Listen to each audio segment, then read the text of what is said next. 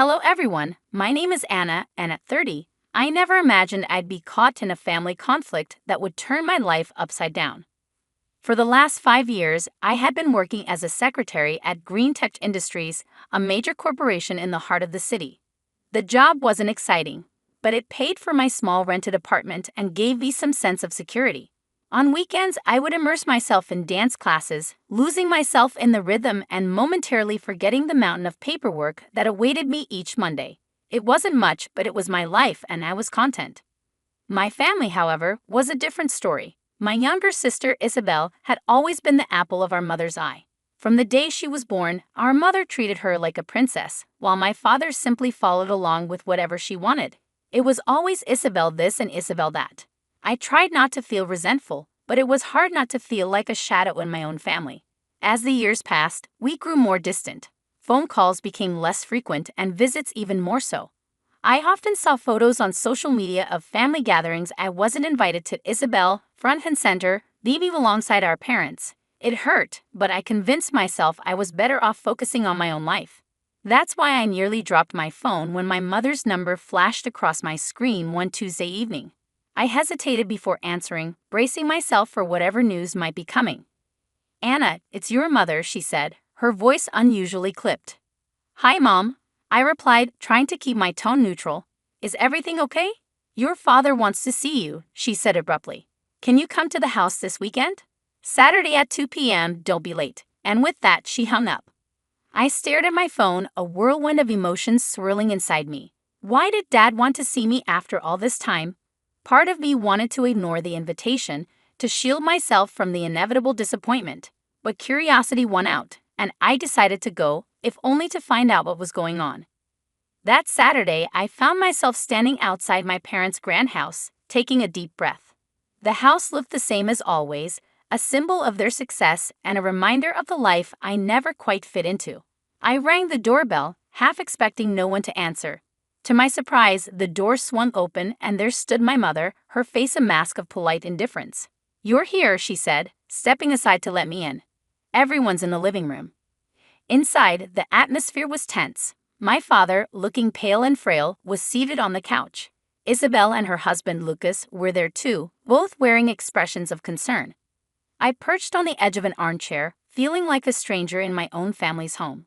Dad cleared his throat, his voice trembling as he spoke. "I have something to tell you all," he began, his gaze sweeping across the room. I'm terminally ill. The doctors say I don't have much time left." The words hit me like a physical blow. Tears welled up in my eyes as I reached for my father's hand. Despite the strained relationship we had, I loved him, and the thought of losing him was unbearable. "Dad," I choked out, my voice trembling. He gave me a sad smile, squeezing my hand weakly. Isabel let out a dramatic sob, burying her face in Lucas's shoulder. My mother, however, remained stoic, her lips pressed into a thin line. I couldn't help but wonder how long they had known and kept this from me. "There's more," Dad continued, his voice growing stronger. "I've made some decisions about my will." The room fell silent, the tension palpable. Isabel stopped sobbing, her eyes wide with anticipation. "Claire," Dad said, turning to my mother, "you'll get the penthouse in the city." My mother nodded, as if this were expected. "Isabel," he continued, "the house will be yours." Isabel's eyes lit up, a small smile breaking through her tears. Then Dad looked at me, his expression softening. "Anna," he said, "I've decided to leave you my savings, $10 million. For a moment, I couldn't breathe. $10 million? It was more money than I'd ever imagined having. But more than that, it felt like recognition, a way of making up for the years of being overlooked. The silence that followed was suffocating, and then all hell broke loose. Isabel shot to her feet, her face twisted with rage. "Dad, that's not fair," she screamed. "Anna barely even talks to us anymore. She doesn't deserve it." My mother glared at me, her eyes cold and sharp. "John, you need to change your will. Anna doesn't deserve this. She's not part of this family." I sat there stunned as they berated me. But then, to my surprise, my father slammed his fist on the coffee table, his face flushed with anger. "Enough," he roared. "This is my decision and I won't change it. Claire, I've let you influence me for far too long. I've neglected Anna because of you, and that ends now." The room fell silent once more. I stared at my father, seeing him in a new light. For the first time, he was standing up for me. Anna, he said, turning to me with sorrow in his eyes. Can you ever forgive me? I've been a terrible father to you. Tears streamed down my face as I moved to embrace him. I forgive you, Dad. I love you, I whispered. We held each other for what felt like an eternity, and when we finally pulled apart, Dad looked exhausted.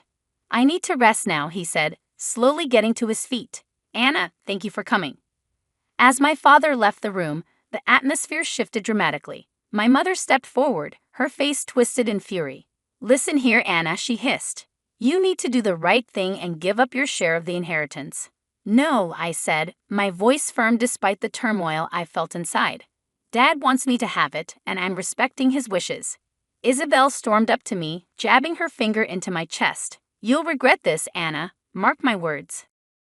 Over the next few weeks, I received a barrage of calls and messages from both my mother and Isabel, each more hostile than the last, demanding I give up the inheritance. I ignored them, focusing on my work and dance classes, trying to find some sense of normalcy amidst the chaos. Then, one Tuesday morning, I got the call I had been dreading. Dad had passed away in his sleep. The funeral was a blur of black clothing and somber faces. My mother and Isabel put on an exaggerated display of grief, with Isabel even wearing an expensive jewelry set that caught the light as she dabbed at her dry eyes. After the service, we gathered at the house. I watched in disgust as Isabel made a show of removing her jewelry and carefully tucking it into her purse. That's when it happened. My jewelry! Isabel shrieked suddenly, her hands flying to her neck. It's gone. Someone stole it. My mother's gaze locked onto me, cold and accusing. Well, isn't it convenient that the only person who stands to gain so much was here all day? She sneered. I felt the blood drain from my face as I realized what was happening. They were setting me up. You can't be serious, I stammered. I didn't take anything. Lucas stepped forward, his voice dripping with false concern. Then you won't mind showing us what's in your purse, right, Anna? I clutched my bag tighter, my mind racing. I knew I was innocent, but something told me that wouldn't matter. No, I said firmly. I don't have to prove anything to you. Lucas pulled out his phone. Then you leave me no choice. I'm calling the police. As he dialed, a smirk crept across Isabel's face. It was in that moment that I realized just how far they were willing to go. When the police arrived, Isabel launched into a tearful account of her stolen jewelry, painting herself as the grieving daughter who had been victimized on the day of her father's funeral. Officers, Lucas said, his voice laced with concern, we have reason to believe Anna may have taken the jewelry. She's refusing to show us the contents of her purse. The older officer turned to me. Ma'am, would you mind opening your purse for us? With shaking hands, I opened my purse, and to my horror, the officer pulled out Isabel's necklace and bracelet. This is impossible, I stammered. I didn't take these. I'm being set up. But my protests fell on deaf ears. My mother and Isabel began hurling insults at me, calling me a thief, a liar. As the officers led me out, I caught a glimpse of Isabel's smug smile. She had won, at least for now. At the police station, I sat in a cold interrogation room, still in my funeral clothes, trying to make sense of what had happened. Hours passed before the door opened, and to my surprise, my mother walked in, not an officer. She dismissed the officer standing guard, insisting on speaking to me alone. As soon as the door closed, her demeanor shifted entirely. Gone was the grieving widow, replaced by a cold, calculating woman I barely recognized. Listen carefully, Anna, she hissed, leaning close. You have one chance to fix this. Give up the inheritance, sign it over to Isabel, and all of this goes away, the charges, the scandal, everything. I stared at her in disbelief, feeling a wave of betrayal wash over me. You set me up. Your own daughter. My mother let out a humorless laugh. Oh, please. You stopped being part of this family long ago. Now you have a choice. Give up the money or we'll make sure you go to prison. Think about it, Anna. A thief who stole from her own sister at her father's funeral. Your reputation will be ruined. You'll lose everything. I felt sick to my stomach, the full weight of their betrayal crashing down on me. No, I said, my voice barely a whisper. I won't do it. I didn't steal anything, and I won't let you blackmail me. My mother's eyes flashed with anger. You ungrateful little rat, she spat. I hope you enjoy prison. Everyone will know what you did, stealing from your own family. You'll be nothing but a criminal, a disgrace. With that, she turned on her heel and stormed out of the room, leaving me alone to face the consequences of their twisted scheme. Later that night, I was released on bail. As I stumbled out of the police station, my phone buzzed with a message from my boss at Greentech Industries. My stomach dropped as I read it. Anna, I've heard some disturbing rumors. Until the situation is resolved, I think it's best you take some time off, paid leave of course. I believe in your innocence, but we need to protect the company's reputation. Take care. Leaning against the cold brick wall of the station, I felt my world crumbling around me. In the span of a day, I had lost my father, been betrayed by my family, arrested, and now I was on the verge of losing my job. The next morning, I woke with a renewed sense of determination. I couldn't let them win. With trembling hands, I searched online for private investigators in the area. One name stood out: Jack Roberts, a former police detective turned PI, known for solving difficult cases. I made the call, my voice surprisingly steady as I explained my situation. "Miss Johnson," Jack said after I finished, "family conspiracies are never easy to prove, but if what you're saying is true, we'll find the evidence. It won't be cheap, though." I thought of the inheritance I was fighting for. "Money's not an issue," I said. "I need to clear my name and expose what they've done." The next few weeks were a blur of secretive meetings with Jack, sleepless nights, and anxious waiting. My phone remained eerily silent. No calls from work, no more threats from my family. The silence was almost worse than the conflict. Then, one rainy afternoon, my phone rang. It was Jack. "Anna," he said, his voice grave. "I've got news, but you're not going to like it." My heart sank. "What is it, Jack?" He sighed heavily.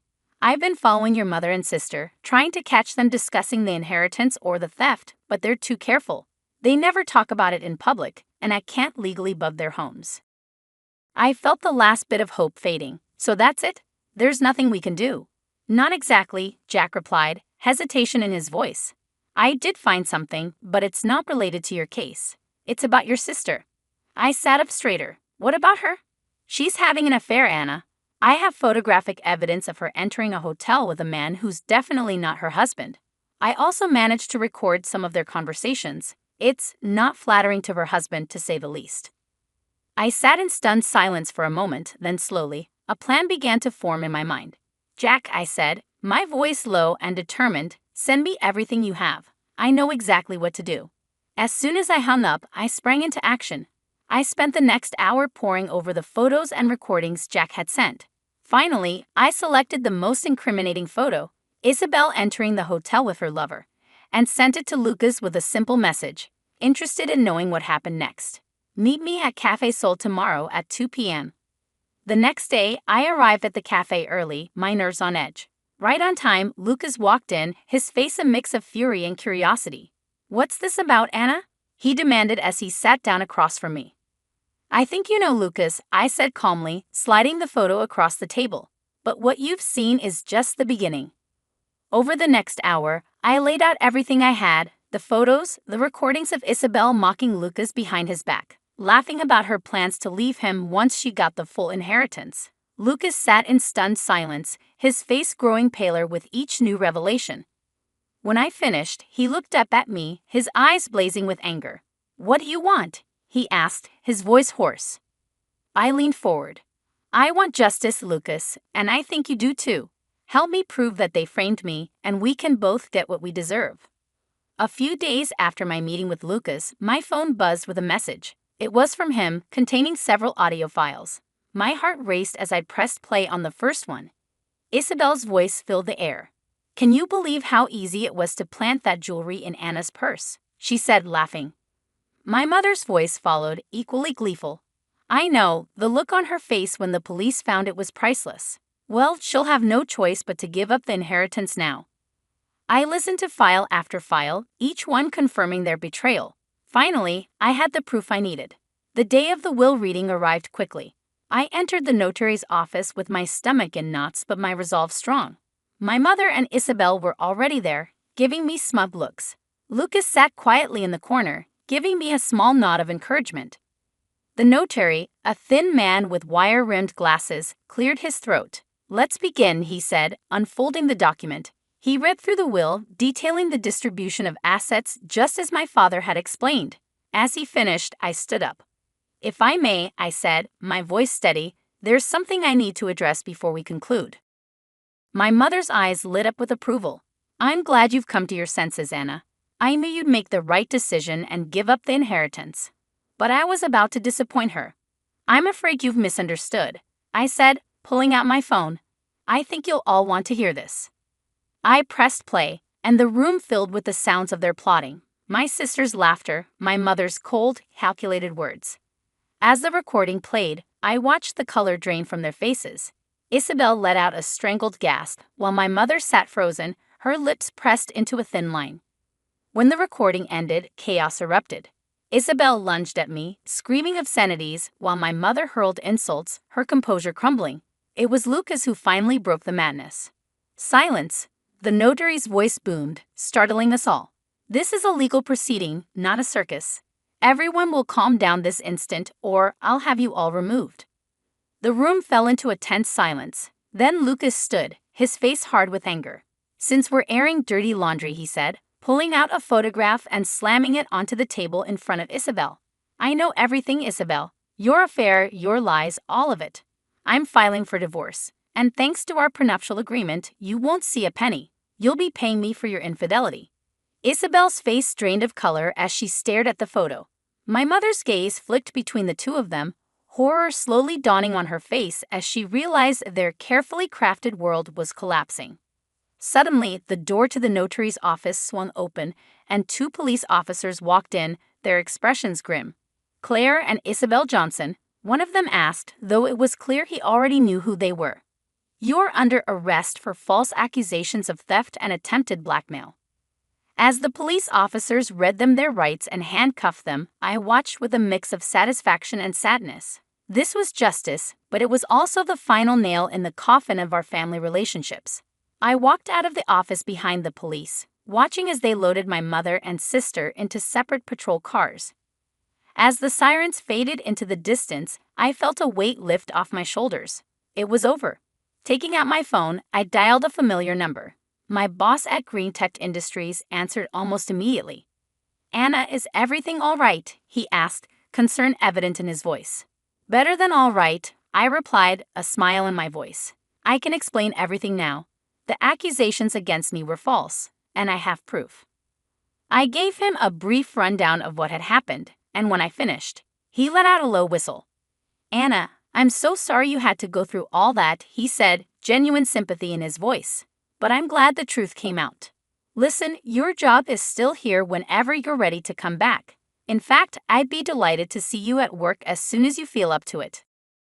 The weeks following the confrontation at the notary's office were a whirlwind of legal proceedings and life-changing decisions. With the truth exposed, the charges against me were quickly dropped. The relief I felt was indescribable. A weight I'd been carrying for months finally lifted.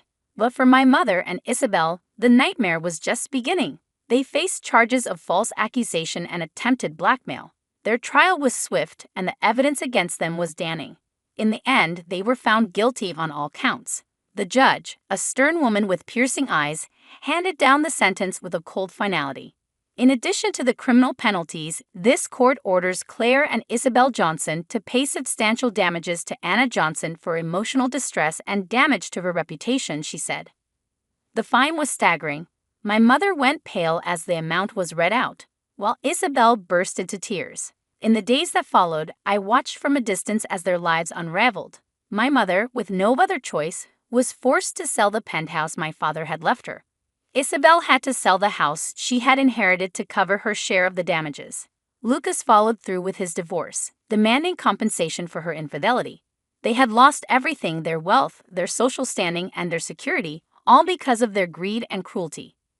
As for me, I found myself in a position I never dreamed possible. With the inheritance from my father and the damages from my mother and Isabel, I had more money than I ever imagined.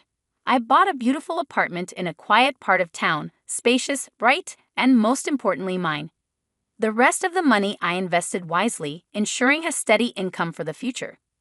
As I stood in my new apartment, looking out over the city skyline, I couldn't help but reflect on the tumultuous journey that had brought me here. The pain, the betrayal, the fight for justice, it had all led to this moment. Part of me felt sorry for my mother and Isabel, But a larger part knew they were facing the consequences of their own actions. They had tried to take everything from me, and in the end, they had lost it all. My phone buzzed with a message from my boss, confirming my return to work the following week. I smiled.